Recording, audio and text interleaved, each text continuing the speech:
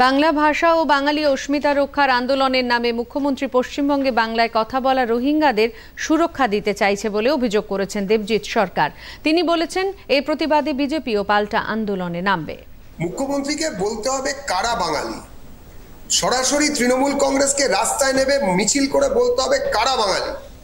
যারা দুর্গা পুজো করে, যারা দুর্গা ঠাকুরের সামনে উৎসব বলে মানে দুর্গা ঠাকুরের পুজোকে, এবং যারা দুর্গা ঠাকুরের পুজো করার পরে বাংলায় বাঙালি বলে নিজেদের পরিচয় দেয়, তারা কি বাঙালি?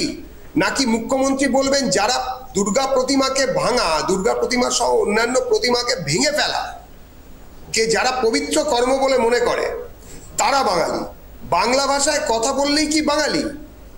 যদি কোনো কাকাতুয়া বাংলায় হরে কৃষ্ণ বলে বা ইংলিশে গুড মর্নিং বলেন, তাই তার জন্য কাকাতুয়া কি বাঙালি কিংবা ব্রিটিশ হয়ে যান? সুতরাং এইরকমভাবেই আমাদের চিন্তার জায়গাটা ওনারা গুলিয়ে দিতে চাইছেন। প্রত্যেক জায়গায় বাঙালিদের নাম করে রোহিঙ্গাদের রাখার চেষ্টা করছেন এরা, এবং বাংলাদেশি অনুপ্রবেশকারী এবং বাংলাদেশি শরণার্থী দুটো বিষয়কে এক করে দেখানোর চেষ্টা করছেন, মানুষকে ভুল বোঝানোর চেষ্টা করছেন। বিজেপি সর্বতোভাবে সমস্ত রকম ক্ষমতা দিয়ে এর বিরোধিতা করবে, মানুষকে নিয়ে পথে নামবে।